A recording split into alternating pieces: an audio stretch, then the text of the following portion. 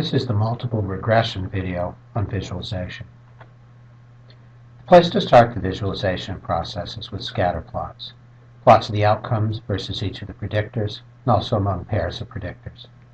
These plots can be appropriately modified if one or more of the predictors are categorically scaled.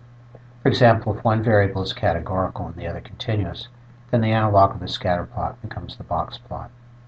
These plots are interpreted in the usual way, even though the distinction between a partial regression plot and a scatter plot implies that they won't tell the whole story. One thing that was useful to do in single predictor regression was to determine whether there are any points that dominated the analysis, either as a leverage point or as an outlier.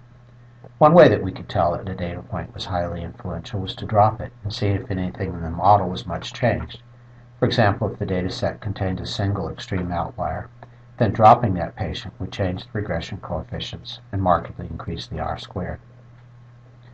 We'd like to do the same thing in multiple predictor regression, although it's a bit more complicated to do so.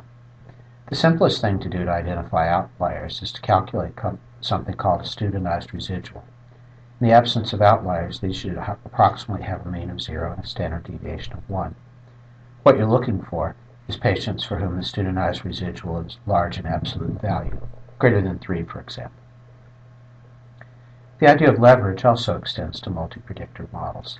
Various leverage statistics can be calculated for each of the patients in your data set. The patients with the highest absolute value in these leverage statistics are the ones with the greatest potential problem. These aren't necessarily patients with problems that could be identified from a variable analysis, as illustrated in the next slide.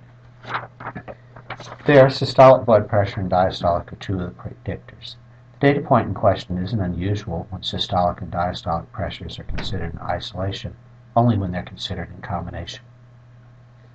One thing that this presentation or something like it will do is to clue your audience into the fact that the coverage of your sample might not necessarily be as great as hoped.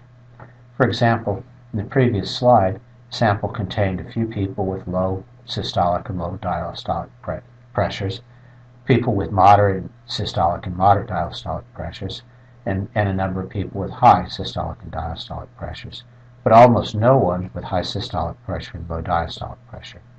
Extrapolating the model to these patients might be dangerous.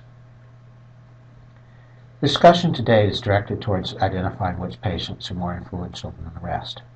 When a dataset contains highly influential patients, the conclusions are likely to differ, depending upon whether those patients are included in the analysis or not. Following up on this insight, another way to assess leverage is to create bootstrap samples and repeat your analysis for each sample. Some of the bootstrap samples will contain the patients in question, while others won't. Thus, if the results change markedly from sample to sample, you have some highly influential patients. If not, you probably don't.